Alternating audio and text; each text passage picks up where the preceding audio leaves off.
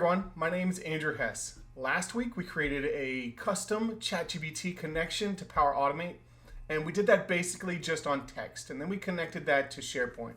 So today, let's do one for images. Now these get a little bit more tough, but it's almost the same amount of steps that we did before. So let's work on images, Chat-GPT, Power Automate.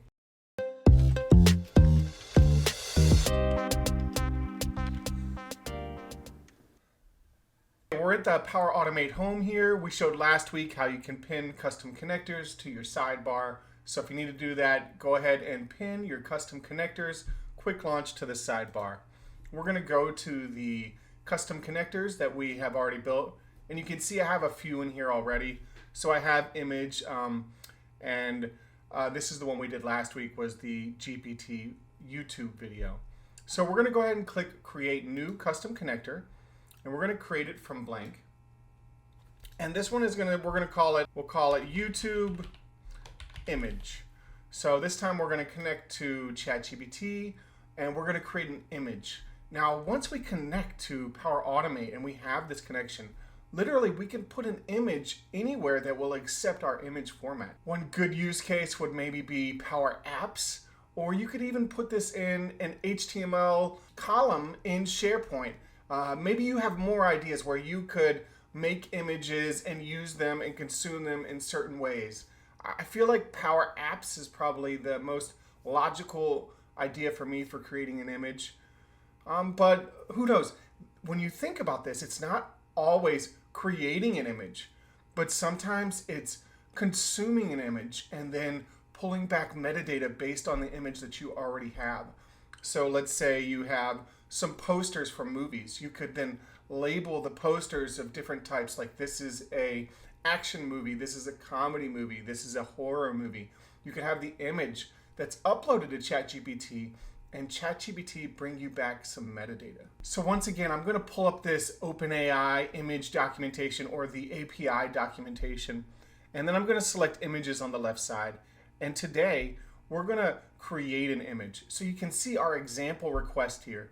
It's very similar to the text request, just it's a little bit different. And you notice that it says Dall-E. So even though ChatGPT has 4.0, I'm pretty sure, and correct me if I'm wrong, but this is just for now, for today, they're still using Dall-E 3 to generate images. So we can research more on that. So when you use ChatGPT for images, it's using what's called Dall-E 3, and it can create nice, beautiful images. So as ChatGPT grows, and in the future, who knows what's going to happen in 5 years. Right now, this is where we are. We're in Dall-E 3. ChatGPT may have new models that come out and may focus them on different ways that they train the model. But for right now, we're going to use Dall-E 3 to generate our images. So let's go ahead and create this prompt size here. And you can see we're going to use Dall-E 3, and we're going to do a prompt. The number of images, I believe this always needs to be 1. Oh, right here. So you can see in the documentation, actually. Images to generate must be between 1 and 10. For Dall-E 3, only 1 is supported. So I'm not sure. It sounds like there's other models out there. Let's see what other models there are. So we can see here when I go to the cost, there are other models in here. So there's standard, HD, and Dall-E 2. So I'm guessing by that documentation is Dall-E 2 can maybe generate 10 images based on the API call.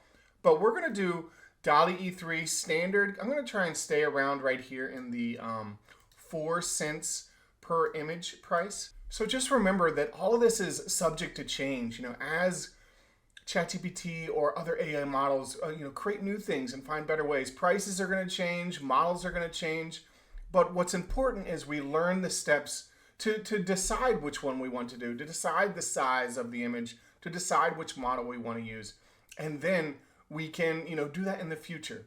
So let's get started with Power Automate.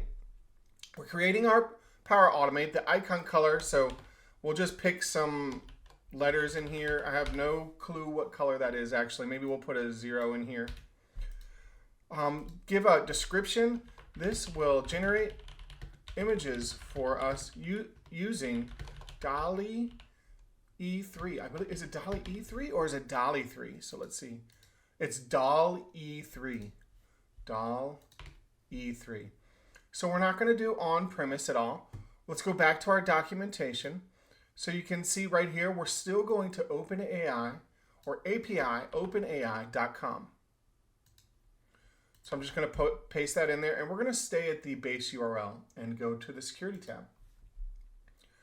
Okay, so once again, for API, we're going to use an API key. Since I deleted mine last week, I need to create a new one.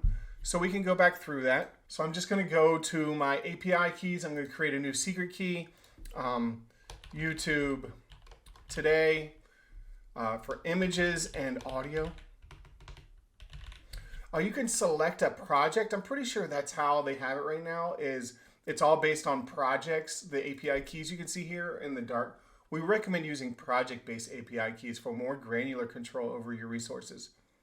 Project API keys have replaced API keys. So replaced user API keys. So it sounds like API keys are being used per project as things start growing. So I'm just going to say default project because that's all I'm doing today. Doing it for myself, and it's not a service account. And we have our API key. Now make sure to save this. Put it in Notepad, put it wherever you want, OneNote. Keep it somewhere secure if you want to write it. Write down your API key so you don't have to recreate it. It's not a big deal if you lose it. It's not the end of the world. It's just going to cause you, I don't know, maybe 15 to 20 minutes of work to fix it. Okay, so we're back. So API key, I'm just going to say API key here, and I'm going to say authorization. And we're going to use a header. That was funny. A header parameter location. And the reason I'm typing these in is because we're going to use an API key right here in the authorization, and it's going to be a header of authorization. So that's where that comes in, API key authorization. Next, we're going to create an action. So we have our editor here. We're going to create a new action. This action is going to generate our image. So we'll just say generate image. Probably you should not, I can't remember. Some places you can do spaces. I think right here, there can be no space. So you can see operation ID is not defined. Oh, and now it says has spaces. So you got to make sure there's no space in there. And the description is this will generate an image for us in Dall-E 3. Okay, it's definitely going to be important. Now we went over this last time, the difference between none, advanced, internal, and important. We can go over it real quick again. So based on the documentation, you can see right here, none displayed normally, advanced hidden under another menu, internal hidden from the user, and important always shown to the user first. A lot of times when I do none, I think, oh, visibility is none, but sometimes it's a little confusing. Displayed normally in the logic app or flow. So I don't really know exactly what that is. So I kind of stay away from none a lot of the times. I normally pick one of these three, advanced, internal, or important.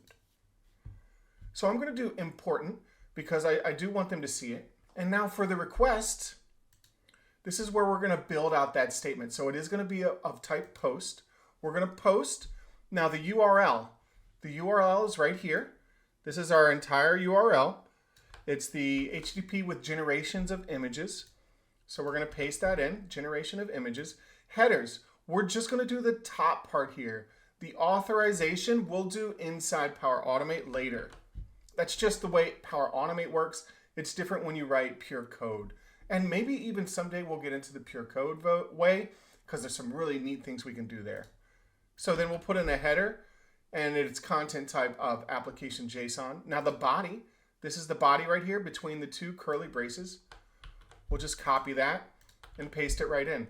And that is how it sets up our connection to the API. Now notice, this is just a sample. This is just helping us build what we want because some things we're going to tweak.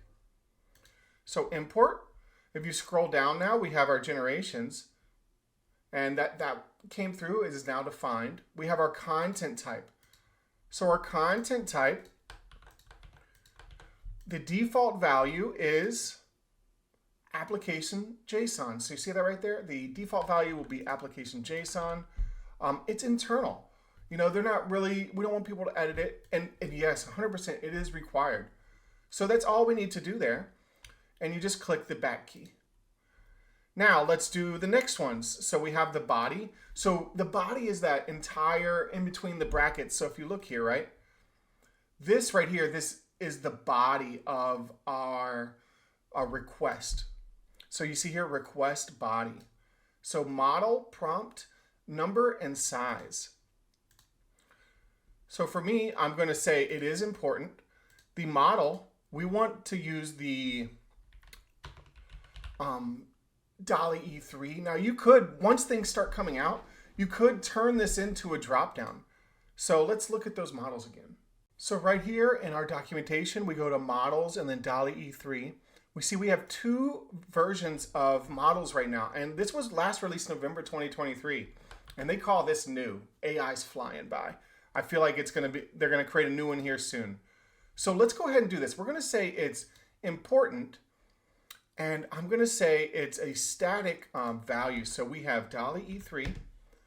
And then the other one is Dall-E 2. Let's give the user an option.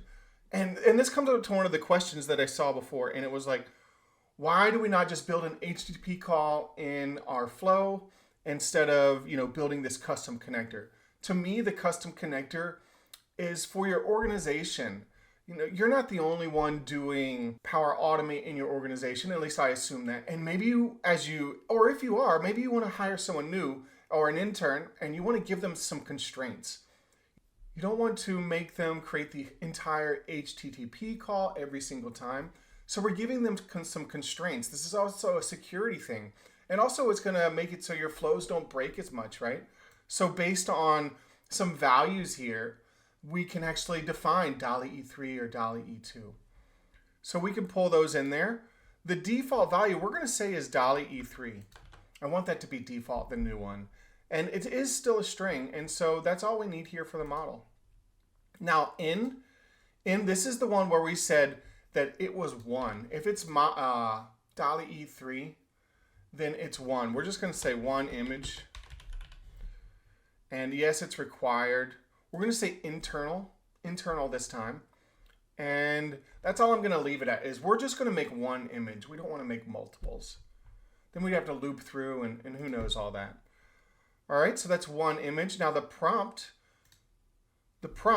and this is what the user is going to put in, is a default value. We're going to say once again, let's just keep it as important, and there's no default value, so we'll keep it just like that. Yes, it's required. So we want to make sure each of them is required. Now the size. Maybe we do want to give different options. So let's see if we can find that documentation on the size again. Now if we come back to our documentation, Dall-E 3, images API. So here we go. When using Dall-E 3, images can be a size of these different sizes. So let's just do 1024 by 1024.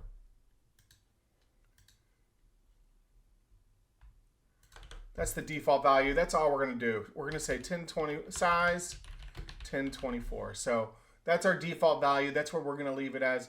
If you want to change that in the future, you can. I'm going to make this internal so people can't edit it.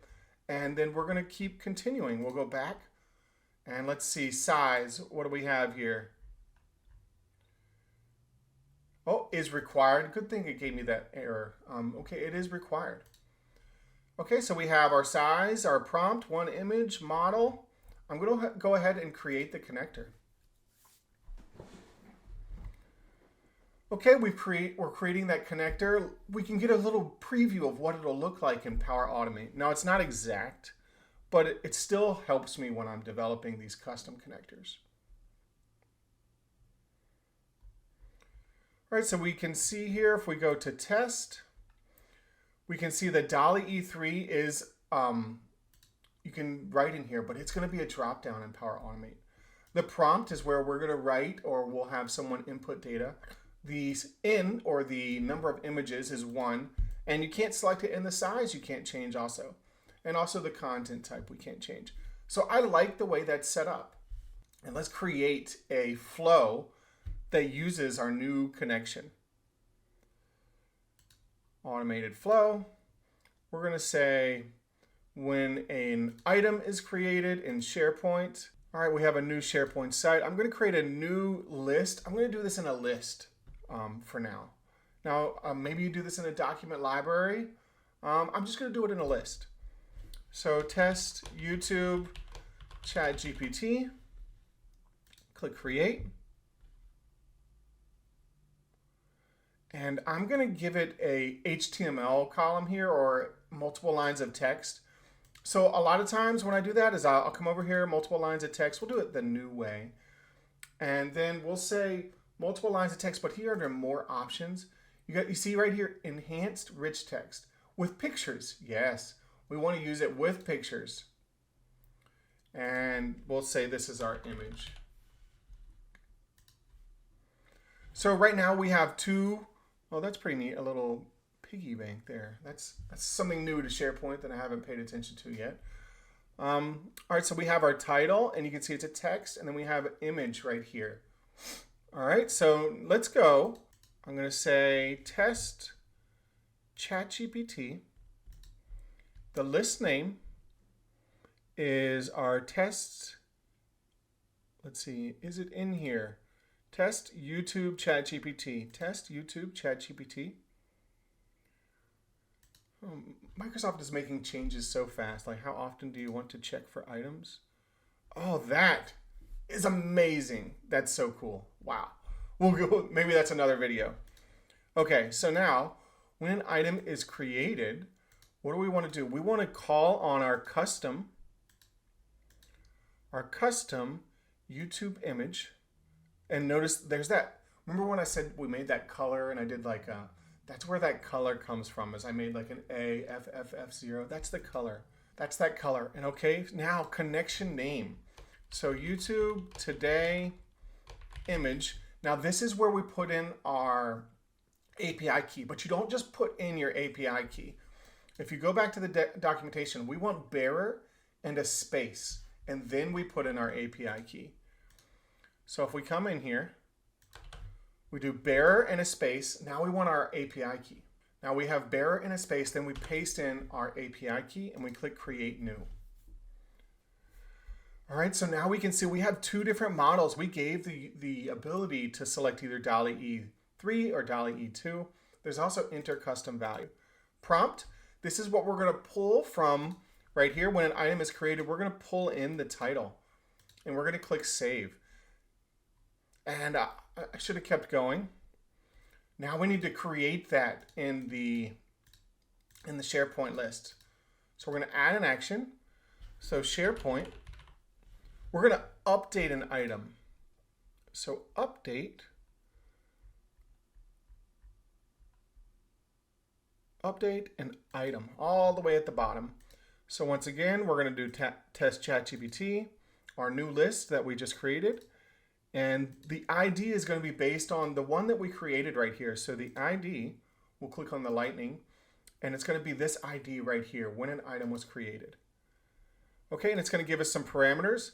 Now the title field, we're not going to change, but image, this is where we're going to pull in the image right here. But we can't just pull in the body. We want to parse that JSON. And normally how I do that, add an action, is I compose the JSON from the generate image. So I take the body here and I put it in a compose statement. Now this is another trick that I learned recently, and that was in order to stop a flow from going, if we just compose and put it in the update item, it's still going to fail. But what you can do is you can terminate a flow based on success. So once it succeeds, let's end the flow. So this time when we test, that way it doesn't fail. I don't know, it's just a little trick that I learned recently. We're going to test, and we're going to do a manual test. And we are going to type something in our SharePoint list. What can we think? A house in a jungle. All right, so a house in a jungle. It should run and kick off Power Automate. So it ran the flow, and then it terminated on success. And you can see that we never tried to update the item. And then here's the outputs. So we can see our outputs here, the headers and the body. Revised prompt. Look at that. it looks like it revised our prompt and made it much more detailed. And then it gave us a URL. So it gave us a URL. So let's check out that URL. Let's navigate to it. So we navigate to our URL, and here's our image that was supplied to us. So it looks like it's saved to a URL when it comes out. A really neat image here. So we have a house in the jungle. Okay, so now what we want to do is we want to take that URL, and this is just for our scenario here. Maybe you have a different scenario, but for our scenario here, we're going to take that URL, we're going to convert it to HTML, and then display the picture in our multi-line text column. Okay, so we're going to go back. What we want to do right now is flow. So let's say we go back to our flow. We click on the date here to see the last run, and we go to compose. This time our output is a lot shorter. So show raw outputs, it's a lot shorter. So I'm actually going to take this one. I'm going to copy this compose. I'm going to go back, and we're going to go back to edit, and then we're going to parse JSON now. So JSON, that's the format that it gave us. We're going to parse JSON. I'm going to use that sample payload and just put in the simple JSON statement. And the content is going to be our body. We can now get rid of this compose statement. We can get rid of this terminate. So now that we've parsed that JSON, watch what happens if we put that column in our update items. So if we put it in here, and we put the URL, watch what happens. It puts it in a for each. For me, I don't want it to do that. I mean, this technically would work because there can only be one image. That's the way we've defined it. But I'm just going to be more correct here. I'm going to pull it back out, get rid of that, get rid of the for each. And in the update item, right before that, I'm going to do another compose statement. Let's see, compose. And in this one, I'm going to say fx formula. I'm going to paste that in. So I'm going to go to the parse JSON, the data, and this is the first URL. So 0 is number 1. First URL, and I'm going to click add. So I've composed that in the body. So now when I go to update item and I bring in my image, I'm going to say the outputs. Now it doesn't put it in that loop. But in order to do an image inside our multi-line text, we want to do some HTML, right? Because the enhanced rich text will accept the HTML. So I'm just going to put some simple HTML in here. At the very beginning, I'm going to say image, source. Oh, for some reason it stopped typing. Source equals our URL inside brackets. So just nice and simple there. A very simple HTML. Image, source, outputs. Now we could probably do the size and things. Maybe if we make it smaller. Let's try that out. Now I'm not sure if this actually works, but we did 1024 by 1024. Let's do width equals 256, height equals 256. So we'll just put that in there. I'm not sure if that's actually going to work, but we'll try it out. So now we've run our image. Now let's do, we've done our flow. Now let's do it again. So now we're going to add a new item. And let's say a house by a rainbow in a field. I kind of like that ChatGPT does the prompt engineering for me. So literally they're taking my prompt and then they're revising it in a better way. So we can wait for our flow to run if we go back. It took a few seconds. It's starting to run. Let's see. It looks like it was successful. I like the sound of that. It updated. Let's see what it looks like in SharePoint. Looks like it pulled in the image, but it removed the height. And let's see. Let's take a look. Created by. Looks like it removed the height and width that I gave it. Gave us a link and item. Oh, right here. Here it is. Image. Gave it a nice image. Looks like it removed some of the text I put in there. Let's click refresh. So it is a really nice image. It's a big image. So maybe that's something you want to think about when you do this, is maybe you don't want such a big image, but that's pretty beautiful. I love it. A house with a rainbow. If we wanted to go in there and take a closer look at it, let's see if we take a closer look. I click edit. Can we get the whole image in there? Not all the way yet. We can scroll over and we can see our entire image. But we do have an image and we have it stored. It gives us a URL. So really neat stuff here that we can pull in an image with a rainbow and a field. It looks like it added some jungle. But look at, this is one more thing I wanted to look at. Look at what ChatGPT is doing. And this is something that has come up a lot. People are saying, oh, you have to be the best prompt engineer, else you're not going to be good at AI or querying AI. There are ways to make our prompts better. And when we're doing that, we can see here in the generate image, it's doing a revised prompt. So look at what Chat-GPT or Open AI is doing for us. Our prompt is a house by a rainbow in a field. They created a new prompt for us that's even better. So you can see here that they changed our prompt to this way more detailed prompt. A tranquil scene composed of all of this idyllic house, idyllic house, subtly nested amidst a swath of vibrant greenery. You see how they changed our prompt?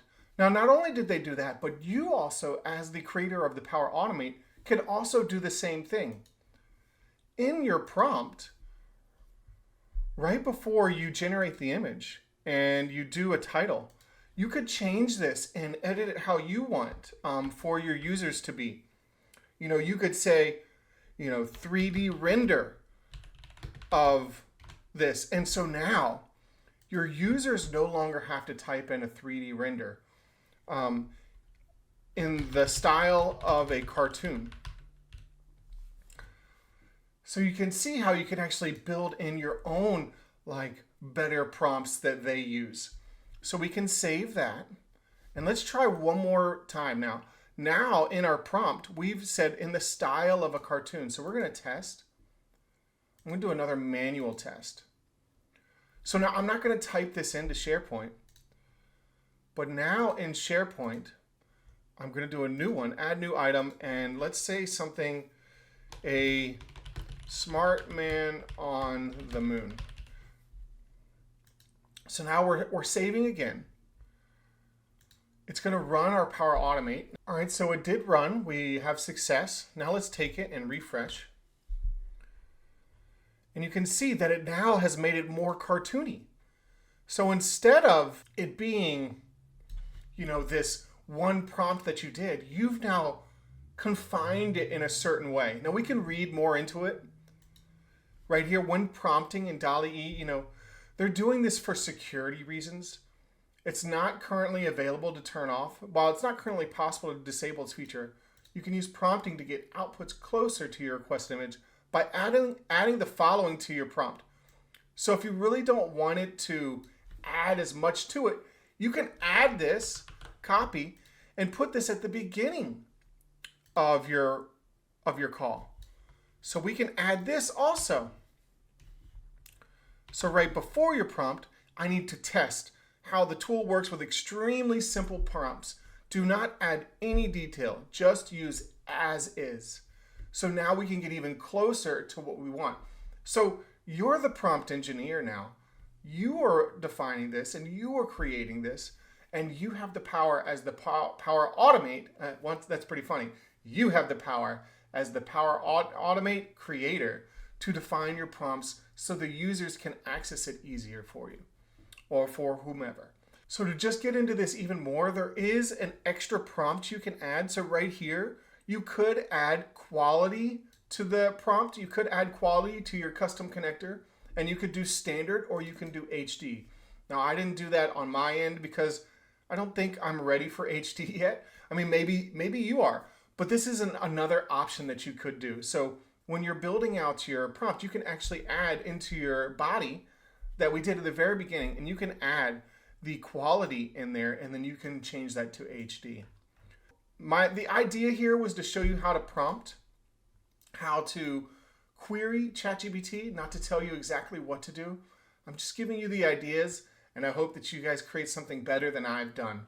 That's my opinion. I guess it's more like I'm the teacher, and I know all of you can be better than me. So I give you the tools, And now that you have the tools, the world is yours. Thank you all for watching. My name is Andrew Hess. I'll see you next week for Voice and ChatGPT.